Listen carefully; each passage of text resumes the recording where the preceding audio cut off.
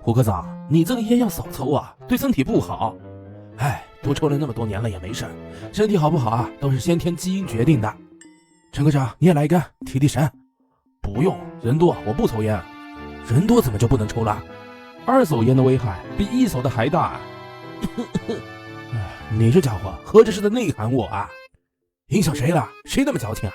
我在家当着老婆孩子都照抽。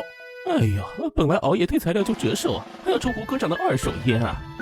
忍不住咳嗽两声，还说我矫情。他抽烟的危害何止于此啊，直接影响了我们的工作幸福啊！处里好不容易调来个小姐姐，全机关都羡慕啊！就因为他胡科长到处抽烟，人家受不了，死活要调走了。啥？肺癌？看你好好的。不是我，是我女儿。你女儿？孩子不才6、7岁吗？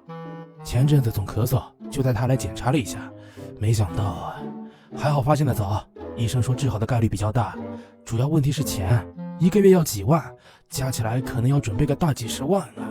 哎呀，老胡啊，我也帮不上多少忙啊，这2万块你收下，当我的心意啊。我不是那个意思啊，钱的问题已经解决了。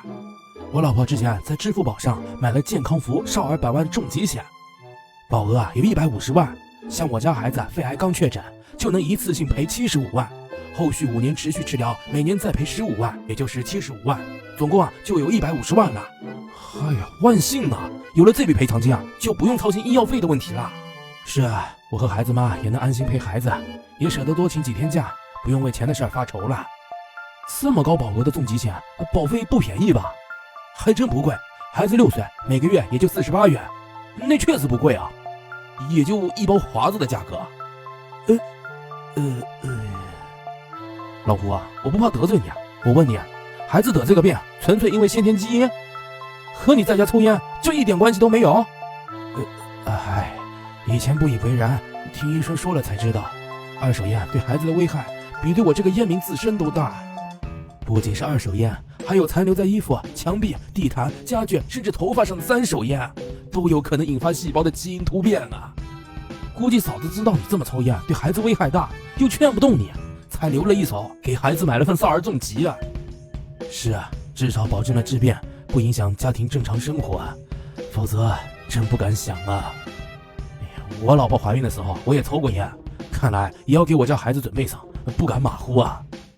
哎呀，这不是胡科长吗？你也带孩子来看病，也感冒了？我家的最近也是老咳嗽，来一根。来个鬼，老子戒了，这辈子都不再抽了，你也给我戒了。